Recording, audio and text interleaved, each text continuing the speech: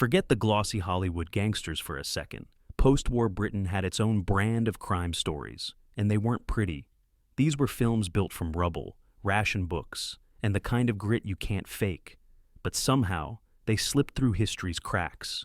Why did these raw, razor-edge gems vanish while softer films survived? Stick around, because we're digging up the kind of forgotten British crime flicks that will make you rethink everything. The Blue Lamp, 1950. Here's a film that starts with a gunshot echoing across post-war London and never really lets the sound fade. The Blue Lamp isn't just a police drama, it's the blueprint for every British cop movie that followed. Directed by Basil Dearden, it introduces Jack Warner as George Dixon, the kindly constable who became the face of old-school policing. But the real shock comes from a young Dirk Bogarde, playing a jittery, unpredictable criminal who thinks nothing of pulling the trigger. What makes this film so unforgettable is its sheer contrast. On one side, you've got Dixon, representing a fading world of order and community trust. On the other, you've got Bogarde's killer, reckless and modern, fueled by disillusionment in the aftermath of the war.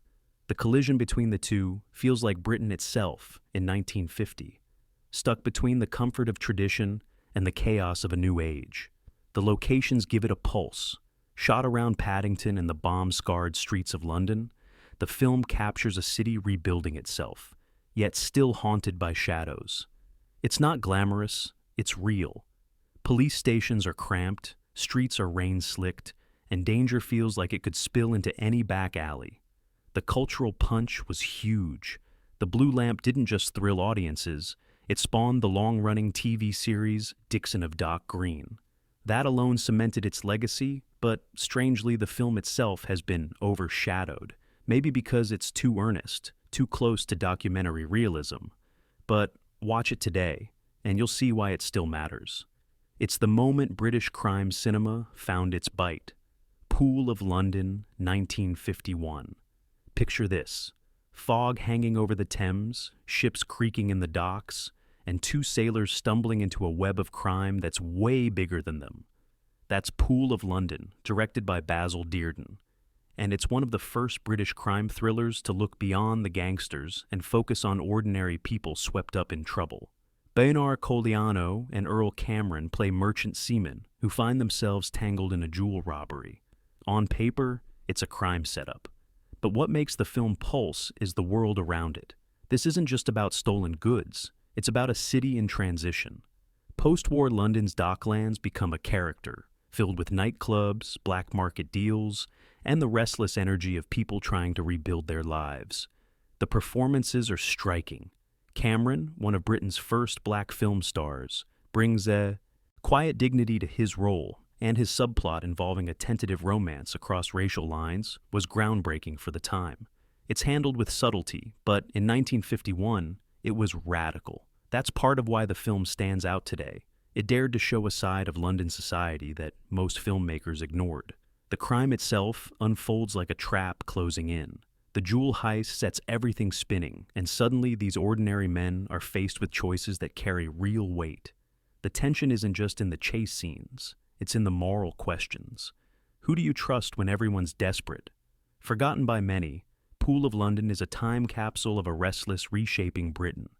Its mix of noir style, social commentary, and human vulnerability makes it one of the most haunting British crime films of the decade.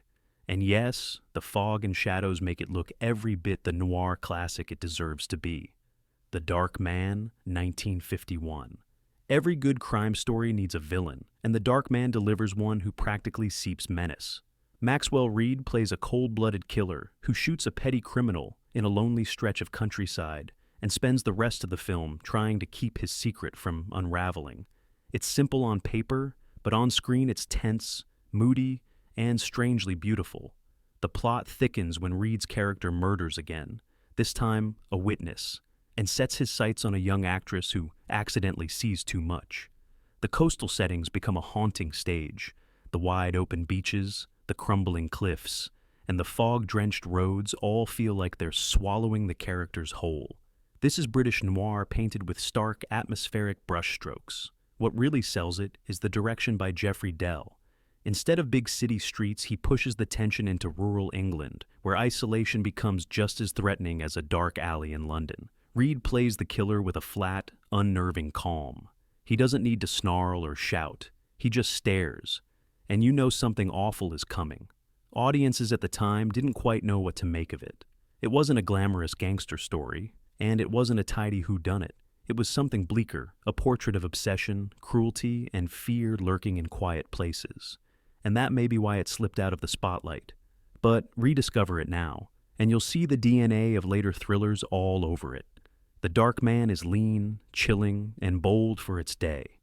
It's proof that British crime cinema wasn't afraid to trade crowded pubs for lonely landscapes and still deliver a gut punch. Assassin for Hire, 1951. The title says it all, right? But Assassin for Hire isn't some flashy gangster flick. It's a surprisingly tragic little story about a man trapped by his own choices. George Cole stars as Antonio, a violin-loving hitman who takes jobs to support his family, but quickly finds himself in a spiral that money can't fix. The hook comes early. Antonio accepts a contract, but the target turns out to be connected in ways he never imagined. Suddenly, it's not just another job. It's a nightmare that pulls him into guilt and desperation. Unlike American noir assassins who swagger with cold confidence, Cole's Antonio is painfully human. He sweats, he doubts, and he cracks under pressure. That vulnerability makes the film sting harder. The movie thrives on contrasts. By day, Antonio is surrounded by music and his violin, a symbol of culture and beauty. By night, he's entangled with shadows, crooks, and the weight of debts he can't escape. That double life isn't just dramatic. It reflects the tension of post-war Britain itself, caught between rebuilding dreams and the harsh reality of survival. Cinematographer Monty Berman drenches the film in mood, with low angles and harsh lighting that scream noir. But at its heart, Assassin for Hire is less about crime and more about the cost of compromise. What are you willing to do to keep your family afloat? How much of yourself can you sell before there's nothing left? It's a forgotten gem because it doesn't play like pulp. It plays like a small tragedy written in smoke and shadows. Cole's performance lifts it above the pack. This is noir with a heartache, and it lingers long after the credits roll. The Frightened Man, 1952. Imagine your father running an antiques shop, all dust and dignity, while you're sneaking around planning jewel robberies. That's the clash at the center of The Frightened Man, a tense little crime film that pits family against ambition. Dermot Walsh plays Julius, the wayward son of antiques dealer David Summers, who thinks he's too clever for a quiet life. Spoiler, he's not. Julius joins a gang plotting a daring jewel heist, and at first, it looks like he might actually pull it off. But crime never runs smooth, and the deeper he gets, the more tangled things become. The film's real bite comes from the strained father-son relationship. Summers, played with weary gravitas by Charles Victor, sees the disaster coming, but can't stop it.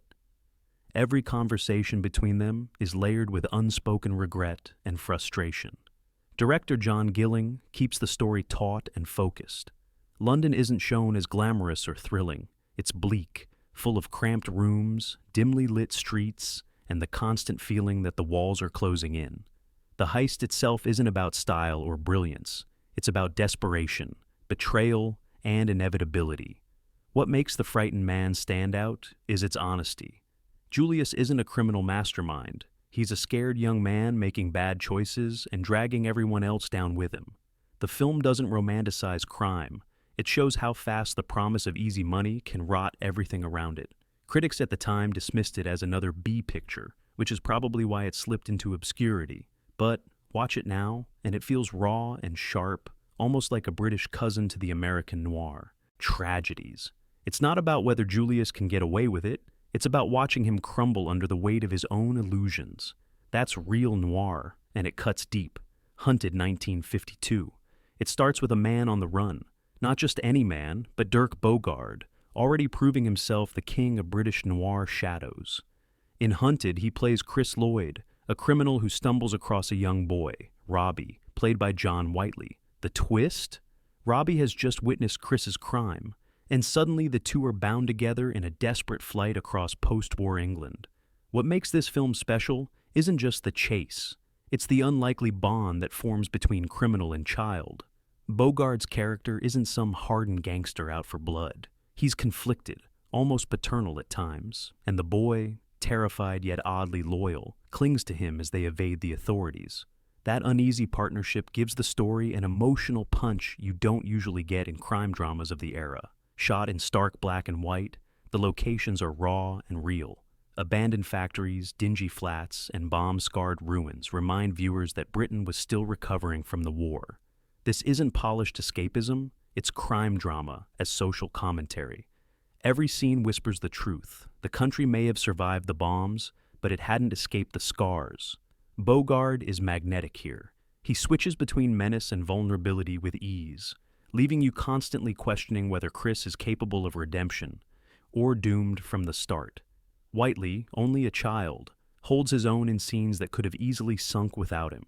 Together, they make the film feel urgent and deeply human. Forgotten by many, Hunted is the kind of film that sneaks up on you. It's part thriller, part emotional gut punch, and it refuses to give easy answers. Is Chris saving the boy, or is the boy saving him? That ambiguity is what makes it timeless. Street Corner, 1953. Think British crime was all about trench coats and hard men with cigarettes? Street Corner blows that cliché wide open. Dubbed the female blue lamp, this forgotten gem turns the spotlight on women police officers in post-war London. Yes, women patrolling the streets, handling cases, and taking crime head-on. For 1953, that was practically revolutionary. Directed by Muriel Box, one of Britain's few female directors at the time, the film weaves together three storylines: a shoplifter, a domestic violence case, and a baby abandoned by its mother. None of these are flashy jewel heists or mob showdowns, but they're grounded, real, and painfully human. And that's what makes it powerful. The women at the center, played by Peggy Cummins and Rosamund John, aren't portrayed as glamorous heroines. They're professionals navigating skepticism, sexism, and the gritty realities of daily policing. Watching them tackle everything from petty theft to personal trauma feels shockingly modern. It's not about glory, it's about responsibility, compassion, and resilience. The film also stands out for its documentary-style approach. Real London streets, authentic police procedures, and dialogue that feels stripped from case files give it a raw edge.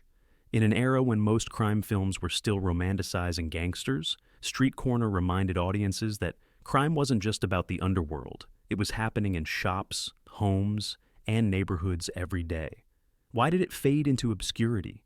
Maybe because it didn't fit the mold. It wasn't loud, it wasn't glamorous, and it dared to focus on female leads when the industry wasn't ready. But looking back, Street Corner feels like a hidden milestone. It showed that crime dramas could be about empathy as much as danger, and in doing so, it quietly reshaped the genre. The Blue Parrot, 1953. Now, let's dive into the smoke-filled clubs of Soho. The Blue Parrot doesn't have the prestige of the bigger titles, but it oozes atmosphere. Imagine neon lights flickering over seedy nightclubs, jazz bands pounding away, and behind it all, a murder mystery that drags everyone into its orbit. The story follows Bob Herrick, a New York detective played by Dermot Walsh, who's in London and gets swept up in an investigation when a nightclub manager is murdered. It sounds like standard crime fare, but what makes it tick is the setting.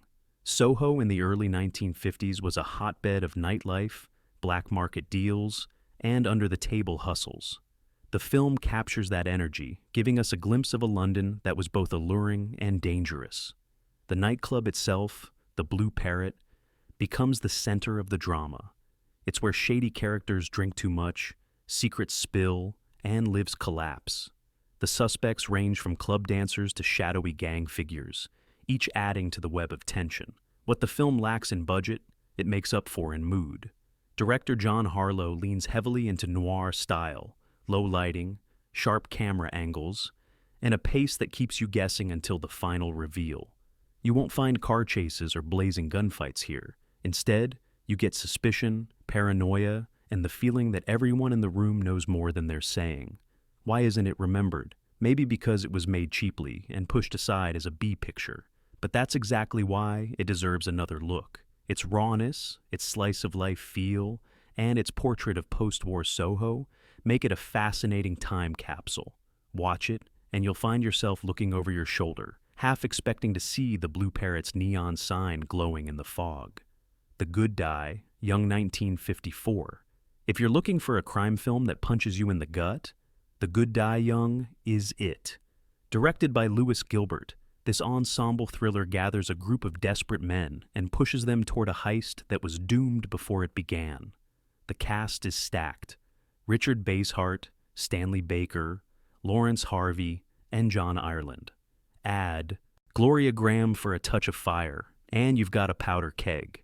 The setup is classic noir, 4 men from very different walks of life, each broke, each disillusioned, get roped into a robbery led by Harvey's suave but poisonous character. It's supposed to be the job that fixes everything, but you can feel from the first reel that nothing good will come of it. What makes it sting is how personal the stakes are. These aren't career criminals. They're veterans, boxers, and men who've been chewed up by post-war Britain's broken promises. Their choices don't feel glamorous, they feel inevitable. Every one of them has a reason you can't entirely dismiss, and that's what makes their downfall so brutal. The robbery itself is tense, sharp, and shot with clinical precision. But it's the aftermath that burns. Loyalties crumble, violence explodes, and one by one, dreams are snuffed out. It's not the crime that matters, it's the way desperation corrodes people from the inside out. The film didn't get the glory it deserved because it was too bleak, too willing to show that not everyone makes it out alive. Audiences in the mid-50s wanted happy endings. The Good Die Young refused to deliver one. Today it plays like a British cousin to the asphalt jungle, only colder, meaner, and more rooted in the bitterness of a country still licking its wounds.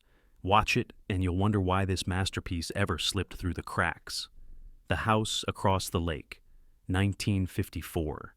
Every noir fan knows the setup. A man, a woman, and a house filled with bad intentions. The House Across the Lake, also known as Heat Wave, takes that formula and gives it a British twist. Written and directed by Ken Hughes, who later made bigger hits, this little crime drama shows what he could do with shadows and scheming. Alex Nicole stars as Mark Kendrick, a struggling American writer who ends up entangled with his wealthy neighbor, played by Hilary Brooke. Her husband? Old, rich, and in the way. You can see where this is heading, but the film isn't about surprises, it's about tension. The lake itself becomes a metaphor, calm on the surface but dangerous underneath. What makes it stand out is its atmosphere. Hughes squeezes every ounce of tension out of the limited setting. The House Across the Lake isn't just a location, it's a trap, a place where greed and desire boil over until murder feels inevitable. Every glance between the characters is loaded. Every pause stretches just a little too long, and the audience can feel the weight of choices piling up. The performances sell it. Nicole gives Kendrick a sense of desperation. He's not a mastermind, he's just weak enough to be tempted. Brooke plays the neighbor with icy precision. The kind of woman who makes promises she never intends to keep. Together, they spin a web that's bound to snap. The film never reached wide recognition, maybe because it felt too much like an American-style noir, transplanted to Britain, but that's exactly what makes it fascinating. It shows how post-war British cinema was absorbing influences from across the Atlantic while keeping its own darker edge. Watch it now, and you'll see a hidden gem, a lean, moody thriller that proves you don't need a big city backdrop to tell a story, dripping with danger. The Glass Cage, 1955. Step into the boxing ring, but don't expect a feel-good sports movie. The Glass Cage takes the sweat, bruises, and backroom deals of the fight world and turns them into a taut little crime thriller.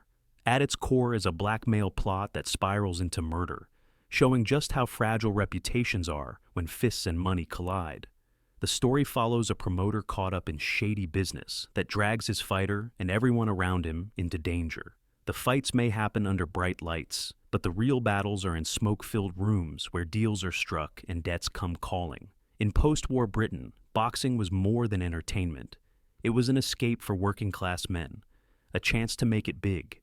This film peels back that dream and shows the ugly machinery behind it. What gives it bite is the atmosphere. The boxing halls feel claustrophobic, the back rooms oppressive. Every character seems just one mistake away from ruin. Director Montgomery Tully doesn't waste a second. He keeps the pace fast, the stakes high, and the shadows heavy. Why did this one slip into obscurity? Maybe because it didn't have stars big enough to stick in people's memories. Maybe because it was written off as another B movie. But watch it today, and you'll see a slice of British crime cinema that feels authentic. The betrayals sting, the punches land, and the paranoia lingers. It's not just about a glass cage in the boxing ring, it's about the invisible cage that traps men chasing quick glory. And that's a theme that never really goes out of style. Cast a Dark Shadow, 1955. Few performances in British crime history are as unsettling as Dirk Bogarde in Cast a Dark Shadow. Forget the charming matinee idol. Here, he's pure predator. Bogarde plays Edward, a fortune-hunting widower who marries wealthy older women and then arranges their untimely deaths. The story is a chilling mix of noir atmosphere and psychological unease. Directed by Lewis Gilbert, the film focuses less on crime spectacle and more on manipulation. Edward isn't waving a gun around or leading heists. He's calculating, smooth, and terrifyingly cold. He knows how to charm, how to flatter, and how to play the innocent while lining up his next victim. And Bogarde plays him with such icy precision that you almost believe him, right up until the mask slips. The tension builds when Margaret Lockwood enters the story as a sharp, suspicious new wife. She's not the easy mark Edward expects, and their verbal sparring becomes the film's real duel. Watching Bogarde and Lockwood face off is like seeing two predators circling each other, waiting for the moment to strike. Visually, the film is drenched in noir shadows, curtains drawn against daylight, grand houses that feel more like prisons, faces half lit with menace. The atmosphere is claustrophobic, feeding the sense that no one is ever really safe in Edward's world. It never achieved blockbuster status, likely because its subject was too unsettling for mainstream tastes. But that's exactly why it deserves rediscovery. Cast a Dark Shadow isn't about flashy crime. It's about the monsters hiding in plain sight. And in Bogarde's hands, that monster feels frighteningly real. Hell Drivers, 1957. Forget gangsters in suits. Hell Drivers shows that crime can lurk on the open road. This is a film about truckers, but not the friendly kind. Stanley Baker stars as Tom Yateley, a man fresh out of prison who takes a job driving lorries for a cutthroat company. The catch? The drivers are pushed to dangerous speeds, paid by the run, and ruled over by Patrick McGoohan's sneering foreman. From the first reel, the tension is physical. Trucks thunder down narrow roads, gravel sprays, and every trip feels like a gamble with death. The company's system practically forces its men into lawlessness, pushing them to break rules, cut corners, and turn the road into a battlefield. The crime here isn't a heist, it's systemic exploitation, the kind that chews men up and spits them out. The supporting cast is a time capsule treat.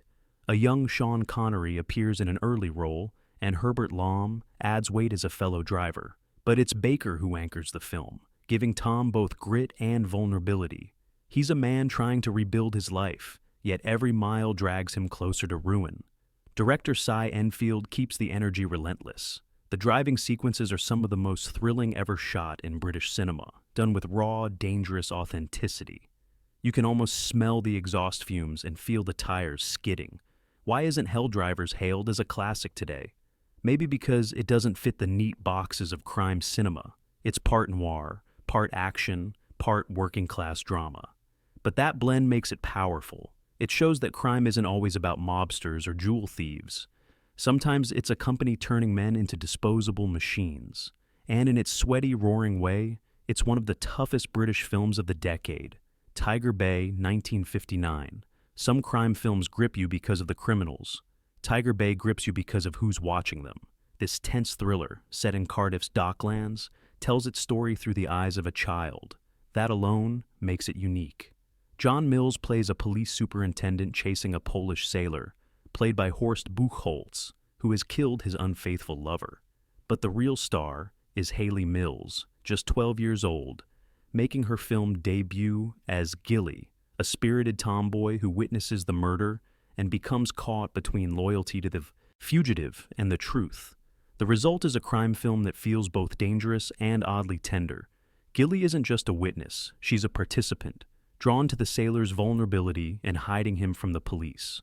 Her perspective shifts the tone entirely. We see the crime not as adults hardened by experience, but as a child trying to make sense of right and wrong. The dockside locations are gritty and real, filled with cranes, warehouses, and alleys dripping with tension. Director J. Lee Thompson doesn't just build suspense, he builds empathy, forcing the audience to feel torn, just like Gilly. What makes Tiger Bay unforgettable is the chemistry between Buchholz and Haley Mills. Their scenes together are layered with mistrust, fear, and a strange, fragile bond.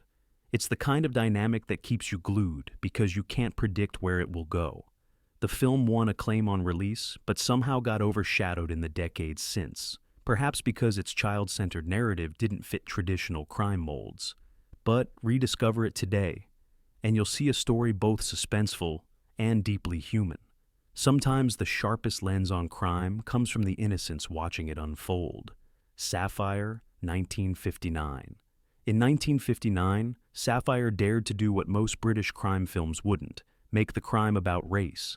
Directed by Basil Dearden, it opens with the discovery of a young woman's body on Hampstead Heath. At first it looks like a standard murder mystery, but when it's revealed that Sapphire was of mixed heritage, the investigation exposes deep racial tensions in London. This wasn't just bold, it was explosive. Britain was wrestling with immigration, prejudice, and social change, and here was a film dragging those issues into a police procedural.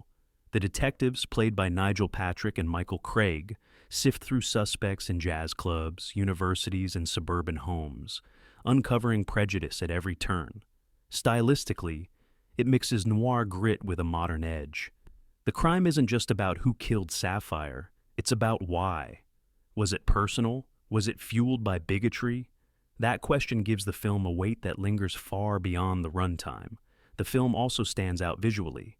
The color cinematography is striking, painting London as both vibrant and menacing. It feels transitional, caught between the gray post-war decade and the coming 1960s, when social change would explode. Why did it fade from conversation? Possibly because it hit too close to home. Audiences in 1959 weren't eager to confront the realities of racial prejudice. But today, it feels remarkably ahead of its time. It's not just a whodunit, it's a mirror held up to society, showing cracks that still haven't fully healed. Sapphire may be forgotten by casual viewers, but for anyone interested in how crime cinema can challenge as well as thrill, it's essential. It proves that sometimes the most dangerous crime isn't just the one on screen. It's the truth, hiding in plain sight. So there you have it, 15 forgotten British crime films from the 1950s, each one raw, restless, and brimming with shadows. These weren't glossy Hollywood exports. They were Britain's own bruised reflections of a world trying to rebuild. Which one grabbed you the most? Drop your pick in the comments. And if you love unearthing hidden cinema treasures, hit subscribe and share this list. Because sometimes, the best stories are the ones history tried to bury.